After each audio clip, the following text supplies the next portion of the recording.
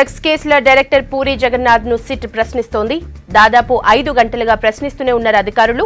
Drugs దందాల ప్రధాన నిందితుడిగా చెప్తున్న కెల్విన్ నుంచి సేకరించిన మొబైల్ కాల్ డేటా ఆధారంగా ప్రశ్నలేస్తున్నట్లు తెలుస్తున్నది.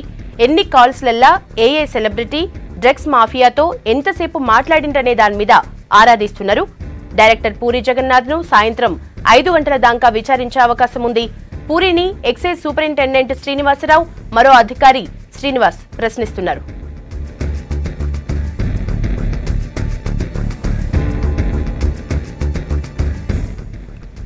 కేసులో ఎవరిని విచారించినా దాన్ని రికార్డ్ చేసేందుకు వీలుగా కెమెరాలు, ఆడియో రికార్డర్లను ఏర్పాటు చేసింది సిట్. దర్యాప్తును ఎక్సైజ్ శాఖ కమిషనర్ చంద్రవదన్, డైరెక్టర్ అకున్ సబర్వాల్ పర్యవేక్షిస్తున్నారు. కెల్విన్ పూరికి ఎలా పరిచయం అయ్యాడో అడిగి తెలుసుకున్నట్లు తెలుస్తున్నది. సినీ ఇండస్ట్రీలో పబ్ కల్చర్ సాధారణమని, అందుకే తనకు ఈవెంట్ మేనేజర్లు, పబ్ ఓనర్స్ తోని పరిచయం ఉన్నట్లు చెప్పిందని సమాచారం. ఓ ఈవెంట్ ఆర్గనైజర్ ద్వారా కెల్విన్ పరిచయం అయినట్లు చెప్పిందని తెలుస్తున్నది.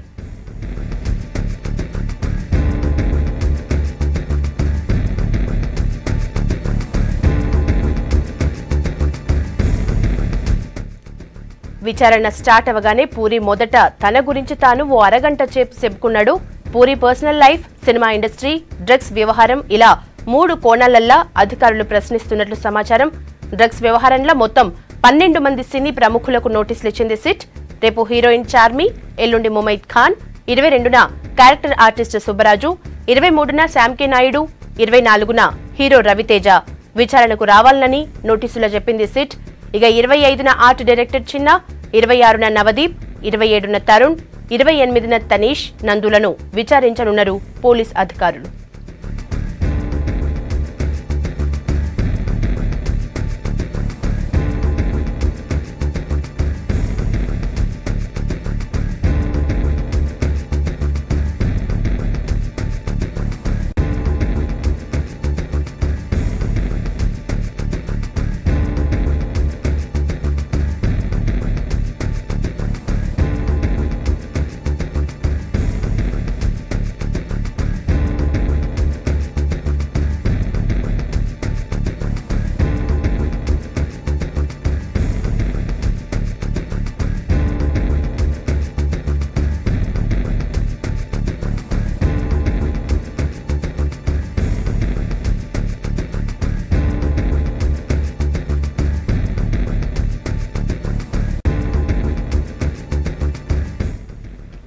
డ్రగ్స్ కేసుల డైరెక్టర్ పూరి జగన్నాథ్ ను సిట్ ప్రశ్నిస్తున్నది. దాదాపు 5 గంటలుగా ప్రశ్నిస్తూనే ఉన్నారు అధికారులు. డ్రగ్స్ దందాల ప్రధాన నిందితుడిగా చెప్తున్న కెల్విన్ నుంచి సేకరించిన మొబైల్ కాల్ డేటా ఆధారంగా ప్రశ్నలేస్తున్నట్లు తెలుస్తున్నది. ఎన్ని కాల్స్లల్లా ఏ సెలబ్రిటీ డ్రగ్స్ మాఫియాతోని ఎంతసేపు మాట్లాడిందనే దాని మీద ఆరాధిస్తున్నారు అధికారులు. డైరెక్టర్ పూరి జగన్నాథ్ ను సాయంత్రం 5 గంటల దాకా విచారించే అవకాశం ఉన్నది. పూరిని ఎక్సైజ్ సూపరింటెండెంట్ శ్రీనివాసరావు, మరో అధికారి శ్రీనివాస్ ప్రశ్నిస్తున్నారు. అయితే ఈ కేసులో ఎవరిని విచారించినా దాన్ని రికార్డ్ చేసేటందుకు వీలుగా కెమెరాలు, ఆడియో రికార్డర్లను ఏర్పాటు చేసింది సిట్. దర్యాప్తును ఎక్సైజ్ శాఖ కమిషనర్ చంద్రవదన్, డైరెక్టర్ అకున్ సబర్వాల్ పర్యవేక్షిస్తున్నారు. కెల్విన్ పూరికి ఎట్లా పరిచయం అయ్యిండో అడిగి తెలుసుకున్నట్లు తెలుస్తున్నది. సినీ ఇండస్ట్రీలో పబ్ కల్చర్ సాధారణమని, అందుకే తనకు ఈవెంట్ మేనేజర్లు, పబ్ ఓనర్లతోని పరిచయం ఉన్నట్లు చెప్పిండని సమాచారం. ఓ ఈవెంట్ ఆర్గనైజర్ ద్వారా కెల్విన్ పరిచయమైనట్లు చెప్పిండని తెలుస్తున్నది. పూరి జగన్నాథ్ విచారణ మీద మరిన్ని డీటెయిల్స్ సంపత్ చెప్తాడు. సంపత్, విచారణ ఎంతసేపట్లో ముగుస్తుంది? ఇప్పటివరకు ఉన్న డీటెయిల్స్ ఏంటి? 10 గంటల 20 నిమిషాలకి లోపలికి వెళ్ళిన పూరి జగన్నాథ్ మరి కొద్దిసేపట్లో 5 గంటల 15 నిమిషాలు, 5 గంటల 20 నిమిషాల టైంలో బయటికి రానున్నారు. కొన్ని ఫార్మాలిటీస్ కంప్లీట్ చేస్తున్నారు. ఎంక్వైరీ పార్ట్ మ్యాక్సిమం కంప్లీట్ అయిపోయినట్టే. 3 నుంచి 4 ఫేసుల్లో ఎంక్వైరీ చేశారు. ఒకటి ఎంక్వైరీ ఆఫీసర్ శ్రీనివాసరావు, అట్లాగే శ్రీనివాస్ వాళ్ళు ఎంక్వైరీ చేసినటువంటి పార్ట్ ఒకటైతే, తన ప్రొసీజర్, తన ఇండివిజువల్ డీటెయిల్స్ ఇవ్వడానికి 40 నిమిషాల పాటు సమయం ఇస్తూ కొన్ని పత్రాలని ఆయన చేతికిచ్చారు. వాటిని ఫిలప్ చేయడంతో పాటుగా తన వ్యక్తిగత డీటెయిల్స్ని అందులో ఎండార్స్ చేశారు. అట్లాగే తన ఎవరైతే కుటుంబ సభ్యులను కూడా వెంట తీసుకురావాలని చెప్పారు కాబట్టి తన తమ్ముడిని, అట్లాగే వాళ్ళ కొడుకుని, అట్లాగే వాళ్ళ అడ్వకేట్ను ముగ్గురు తీసుకొచ్చారు. వాళ్ళకి సంబంధించిన సిగ్నేచర్స్ కూడా దాంట్లో తీసుకొని ఆ కాపీస్ని తీసుకున్నారు. 45 మినిట్స్ తర్వాత మళ్ళీ తిరిగి ఆ శ్రీనివాసరావు, అట్లాగే శ్రీనివాసరావు ఇద్దరు అధికారులు, సూపరింటెండెంట్ అధికారి శ్రీనివాసరావు, అట్లాగే ఈ కెల్విన్ కేసులో ఐఓగా ఉన్నటువంటి శ్రీనివాస్ ఇద్దరు క్వశ్చన్ చేసిన తర్వాత దాదాపు 12 ప్రశ్నలు అడిగినట్టు తెలుస్తుంది. దాంట్లో కెల్విన్తో ఎంతకాలంగా తనకు పరిచయం ఉన్నటువంటి ఒక విషయాన్ని అడిగారు. దానికి సంబంధించి పూరి జగన్నాథ్ కెల్విన్ తనకు పరిచయమే అనే విషయాన్ని పరిచయం ఉన్నాడు, తనను చూశారనే విషయాన్ని కన్విట్ చేసినట్టుగా తెలుస్తోంది. తను ఒక ఈవెంట్ మేనేజర్గా తన సినిమా నిర్మాణంలో ఉన్నప్పుడు రెగ్యులర్గా వచ్చేవాడు. ఈవెంట్ మేనేజర్గా మాత్రమే తను పరిచయం. ఇతర ఈవెంట్ మేనేజర్లతో తన పరిచయం తనకు ఏర్పడింది. కొన్ని ఆ ఈవెంట్ మేనేజ్ చేయడం కోసం, ఈవెంట్ మేనేజ్మెంట్ల కోసం తాను తన ఆడియో ఫంక్షన్స్ని లేదంటే మిగతా సినిమా సంబంధించిన కార్యక్రమాలు చేయడానికి కాంట్రాక్ట్ ఇవ్వాలంటూ కెల్విన్ తన దగ్గరకు వచ్చాడనే విషయాన్ని ఆయన చెప్పాడు. ఇక డ్రగ్స్ విషయంలో వచ్చేసరికి డ్రగ్స్ యూజ్ చేశారా, డ్రగ్స్ సంబంధించిన కన్జంప్షన్ ఎట్లా ఉంది, అట్లాగే డ్రగ్స్ మీకు ఎక్కడి నుంచి వచ్చేవి, డ్రగ్స్ తీసుకునే టైంలో ఎలాంటి డ్రగ్స్ మీరు వాడేవాళ్ళు, మీకు డ్రగ్స్ వచ్చినప్పుడు అకౌంట్ త్రూలో క్యాష్ పే చేసేవాళ్ళ, ఇండివిజువల్గా క్యాష్ ఇచ్చేవాళ్ళ, ఇట్లాంటి చాలా విషయాలను వ్యక్తిగత విషయాలను అడిగారు. అడిగినప్పుడు పూరి జగన్నాథ్ తను డ్రగ్స్ కన్జ్యూమ్ చేసినట్టుగా కూడా ఒప్పుకున్నాడు. 6 నెలల నుంచి డ్రగ్స్కు తాను దూరంగా ఉన్నానని ఇన్వెస్టిగేషన్ అధికారుల ముందు చెప్పాడు. అట్లాగే డ్రగ్స్ యూజ్ చేసిన క్రమంలో సోర్స్ ఆఫ్ డ్రగ్స్ ఎక్కడి నుంచి వచ్చావనే విషయాన్ని డార్క్ వెబ్సైట్ల నుంచి తాను పర్చేజ్ చేసేవాడిని, ఆన్లైన్లో పర్చేజ్ చేసేవాడిని, అకౌంట్ ట్రాన్స్ఫర్ కింద డబ్బులు పంపించేవాడిని, తన బ్యానర్పై ఒక కరెంట్ అకౌంట్ ఉంది, ఆ కరెంట్ అకౌంట్ నుంచే లావాదేవీలు నడిచేవి, తన వ్యక్తిగత ఖాతాల నుంచి డబ్బులు ఎక్కడికి కూడా పంపలేదనే విషయాన్ని చెప్పారు. దీంతో పాటుగా తను ప్రైవేట్ ఆసుపత్రిలో, హైదరాబాద్ సిటీలోని ఒక ప్రైవేట్ ఆసుపత్రిలో తను రక్త నమూనాలను టెస్ట్ చేసుకున్నటువంటి రిపోర్ట్లను కూడా అధికారులకు సబ్మిట్ చేసినట్టుగా తెలుస్తూ ఉంది. తాను డ్రగ్స్ కన్జంప్షన్ సంబంధించి ఇప్పటికే అంటే అధికారులు ఒకవేళ బ్లడ్ శాంపిల్స్ తీసుకున్నా లేదంటే ఫర్దర్గా ఏదైనా ఇట్లాంటి ఎగ్జామినేషన్స్కి వెళ్ళాలని ఒకవేళ పోలీసులు సూచించే అవకాశం ఉంటుంది అనే విషయాన్ని తన లీగల్ సజెషన్స్ ఇవ్వడంతో తన అడ్వకేట్ వ్యక్తిగత లాయర్ చెప్పడంతోనే తను ఆ టెస్టులు చేయించుకున్నట్టుగా కూడా దానికి ఎక్స్ప్లెనేషన్గా ఇస్తూ ఆ రిపోర్ట్లను కూడా తన హెల్త్ సంబంధించిన రిపోర్ట్లు అట్లాగే బ్లడ్ శాంపిల్స్ కలెక్ట్ చేసుకొని రిపోర్ట్లను కూడా తాను సబ్మిట్ చేశాడు. అట్లాగే సైకియాట్రిస్ట్తో కూడా కొద్దిసేపటి వరకు ఒక ఛాంబర్లో తను కూర్చోబెట్టి మాట్లాడారు. తన డ్రగ్స్ వినియోగం వల్ల ఆరోగ్యానికి ఎట్లా హానికరం ఉంటుంది, అట్లాగే డ్రగ్స్ ఇంపాక్ట్ బాడీపై ఎట్లా ఉంటుంది, డ్రగ్స్ యూజేజ్ వల్ల జరిగేటటువంటి హాని ఏంటనే విషయాన్ని సైకియాట్రిస్ట్ ఎక్స్ప్లెయిన్ చేసినట్టు తెలుస్తుంది. ఆ తర్వాత 3వ ఫేజ్ కింద డ్రగ్స్ సంబంధించిన వీడియోస్ని ఏవైతే డ్రగ్స్ యూజ్ చేస్తే ఎట్లాంటివి ఉంటాయి, అట్లాగే డ్రగ్స్ యూసేజ్ చేసిన తర్వాత NDPS యాక్ట్ కింద కేసులు ఎట్లా నమోదవుతాయి, చట్టాలు ఏం చెప్తున్నాయి, దానివల్ల ఎట్లాంటి ఎఫెక్ట్స్ ఉంటాయి, డ్రగ్స్ క్యారీ చేసినా, డ్రగ్స్ యూజ్ చేసినా, డ్రగ్స్ పర్చేజ్ చేసినా, అట్లాగే డ్రగ్స్ స్టోరేజ్ చేసినా ఎట్లాంటి యాక్ట్ ఉంటుందనే విషయాల్ని కూడా వాళ్ళంతా ఇన్వెస్టిగేషన్లో భాగంగా 3 ఫేజులుగా ఇచ్చారు. దాదాపు 1-2 గంటల వరకు లీజర్ పీరియడ్ కింద ఆయనను లీజర్ పీరియడ్ కింద లంచ్ అవర్కి అట్లాగే టీ బ్రేక్ కోసం కొంత టైం ఇచ్చారు. తర్వాత ఈ 3 ఫేజ్ల ఎంక్వైరీ మాత్రం కంప్లీట్ అయింది. అట్లాగే దర్యాప్తులో భాగంగా మీరు తర్వాత ఫర్దర్ ఎంక్వైరీలోకి పిలవడానికి ఎప్పుడైనా పిలిస్తే అందుబాటులో ఉంటారనే విషయాన్ని కూడా అడిగినప్పుడు తను సిద్ధంగా ఉన్నట్టుగా అట్లాగే ఎండార్స్ చేసి ఒక కాపీని కూడా ఇవ్వడం జరిగింది. అయితే ఎంక్వైరీ జరిగేటువంటి క్రమంలో మేము కూడా లోపలికి వెళ్తామని వాళ్ళు అడిగే ప్రయత్నం చేశారు. వాళ్ళ బ్రదర్ అట్లాగే వాళ్ళ కొడుకు అడ్వకేట్ కూడా కొంతవరకు తను ఒక గ్రౌండ్ ప్రిపేర్ చేసుకొని పలానా యాక్ట్ కింద నేను లోపలికి వెళ్ళడానికి ఉంటుంది, తన క్లయింట్తో పాటుగా తనను కూడా అలో చేయాలని కొంతవరకు వాగ్వాదం నడిచింది అధికారుల మధ్య. కానీ దానికి వాళ్ళు క్లియర్ కట్గా NDPS యాక్ట్ కింద ఇండివిజువల్గానే మాత్రమే హాజరు కావాలి, వ్యక్తిగత హాజరు నుంచి మినహాయింపు లేదు, కేవలం వ్యక్తిగతంగానే ఛాంబర్లోకి రావాలనే విషయాన్ని చెప్పిన తర్వాత తనను ఒక్కరిని లోపలికి తీసుకు ప్రశ్నించారు.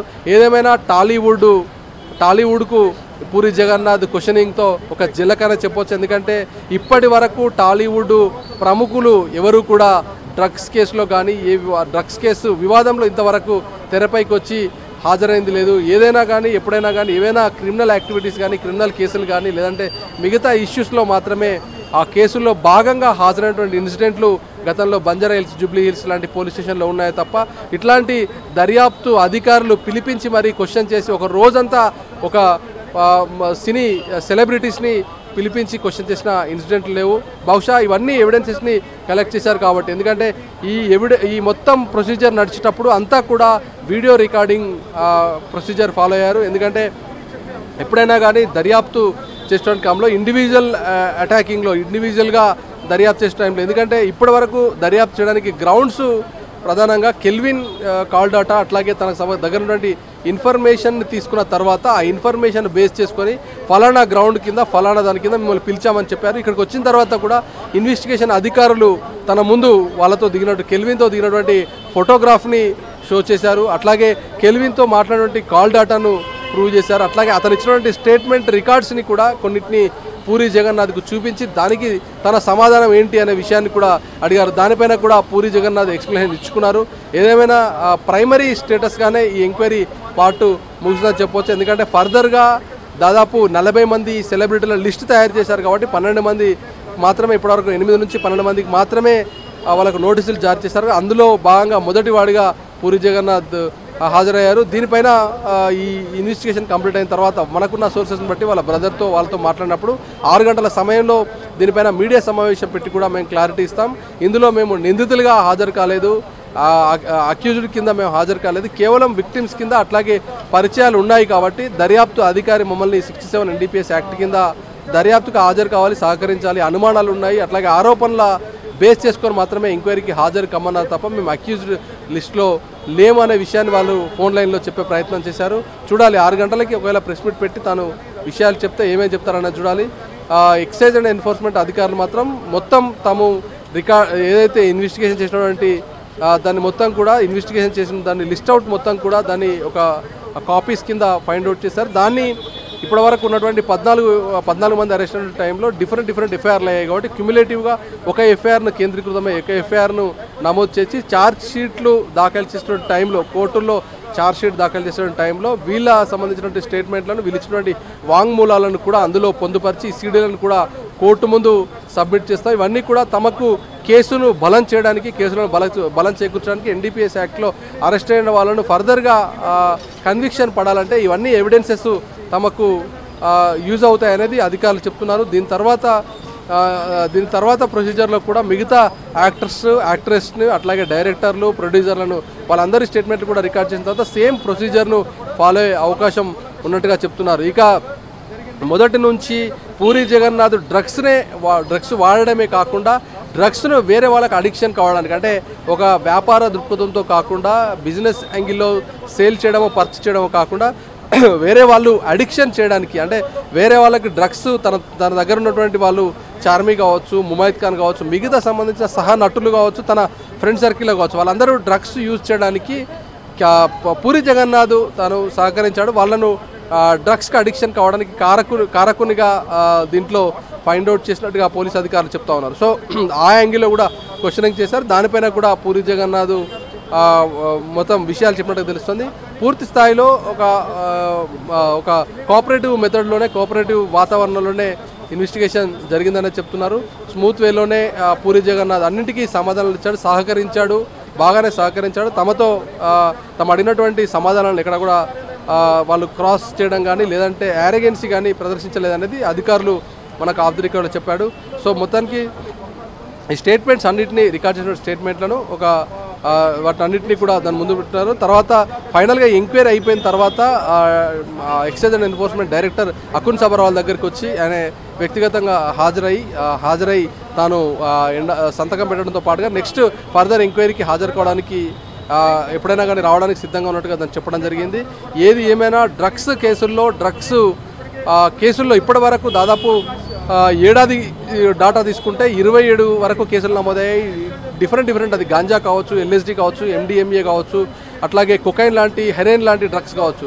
డ్రగ్స్ ఏవైనా కానీ ఆ డ్రగ్స్ను క్యారీ చేసినటువంటి నైజీరియన్ ముఠాలు ఇక్కడ ఉన్నటువంటి చోటమోటా యాక్టర్ల వరకే పరిమితమై డ్రగ్స్ దందాలో భాగస్వాములను అరెస్ట్ చేయడం, రిమాండ్ చేయడం, వాళ్ళపైన తర్వాత జైలుకి వెళ్ళిన తర్వాత వాళ్ళు రిలీజ్ అయ్యి వచ్చిన తర్వాత కూడా రిపీటెడ్ అఫెన్స్ పాల్పడినటువంటి ఇన్సిడెంట్లు చాలా ఉన్నాయి. ఒకవేళ నిజంగానే ఎక్సైజ్ ఎన్ఫోర్స్మెంట్ పకడ్బందీగా కన్స్ట్రక్టివ్ మెథడ్లో ఇన్వెస్టిగేషన్ చేస్తుందని అంటున్నారు కాబట్టి అట్లా ఇన్వెస్టిగేషన్ చేసిన క్రమంలో కేవలం చిన్న యాక్టర్లను లేదంటే ఇట్లా పూరి జగన్నాథ్ను కూడా పిలిచారు కాబట్టి ఈయనతో పాటుగా మిగతా వాళ్ళని యాక్టర్స్ను పిలవడమే కాకుండా సినిమా ఇండస్ట్రీలో బ్యాక్గ్రౌండ్ ఉండి తమకు ఎలాంటి హాని కలగదు, దాంట్లో కాల్ డాటాలో ఉన్న డ్రగ్స్ యూజ్ చేసినా ఏమీ కాదంటూ కొంతమంది కాలర్ ఎగిరేసుకొని తిరుగుతున్నారనే విషయాన్ని కూడా పూరి జగన్నాథ్ దాంట్లో అంటే కేవలం తన వరకే పరిమితం కాలేదు, డ్రగ్స్ ఎక్కడెక్కడ తిరుగుతున్నాయనే విషయాన్ని కూడా కొంత ఇన్పుట్స్ ఇచ్చినట్టుగా సమాచారం ఉంది. కాబట్టి ఇటు పూరి జగన్నాథ్ ఇచ్చిన సమాచారం కావచ్చు లేదంటే కెల్విన్ ఇచ్చినటువంటి సమాచారాన్ని బేస్ చేసుకొని కావచ్చు, వాళ్ళ ఆధారాలు చిక్కిన తర్వాత మొదటి నుంచి అధికారులు ఇచ్చినటువంటి లీకుల్లో భాగంగా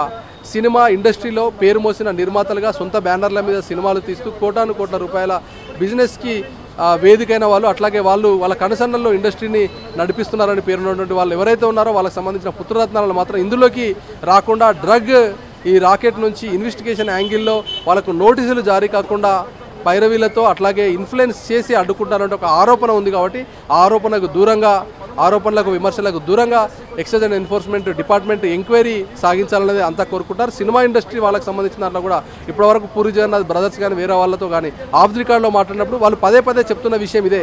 కేవలం మా చుట్టో లేదంటే 9-10 మంది చుట్టో తిరగడం కాదు, ఖచ్చితంగా మిగతా వాళ్ళు కూడా ఎవరెవరైతే ఉన్నారో వాళ్ళపైన కూడా దృష్టి సారించాలి. వాళ్ళని కూడా దర్యాప్తులో భాగం చేసి పిలిచినప్పుడే ఎక్సైజ్ అండ్ ఎన్ఫోర్స్మెంట్ కానీ లేదంటే పోలీస్ శాఖ కానీ ఎంక్వైరీకి సక్సెస్ అయినట్టుగా చెప్పొచ్చు. లేదంటే రెగ్యులర్గా ఏదైతే అరెస్ట్ అయినప్పుడు కామన్ ఎంక్వైరీలో భాగంగానే కామన్ ఎంక్వైరీ ఎట్లా చేస్తారో అట్లా చేసి వదిలేస్తే ఆ ఎంక్వైరీ పార్ట్కి కానీ అట్లాగే పోలీస్ శాఖ చేస్తున్నటువంటి ఎంక్వైరీ కానీ పారదర్శకత మిస్ అవుతుందనేది వాళ్ళు కోరుకుంటున్నారు. కాబట్టి మిగతా యాక్టర్లకు సంబంధించి ఫస్ట్ ఫేజ్లో ఇచ్చినటువంటి లిస్టును పక్కన పెడితే సెకండ్ థర్డ్ ఫేజ్లో కూడా నోటీసులు జారీ చేస్తారా, బడా బాబుల పుత్రరత్నాలను కూడా ఎక్సైజ్ ఎన్ఫోర్స్మెంట్ ఆఫీస్ ముందు నిందితులుగానో లేదంటే వాళ్ళను బాధితులుగానో డ్రగ్స్ వాడిన వాళ్ళ కోటాలను వాళ్ళకు కూడా నోటీసులు జారీ చేసి వాళ్ళ ముందు నిలబెడతారా, లేక వాళ్ళకు కూడా ఎగ్జెంప్షన్ ఇస్తారనే విషయంపైన అయితే ఉత్కంఠ కొనసాగుతుంది. ఎందుకంటే కెల్విన్ 1 కాదు 2 కాదు 2.5 సంవత్సరాలుగా ఈ దందా నడిపిస్తున్నాడు.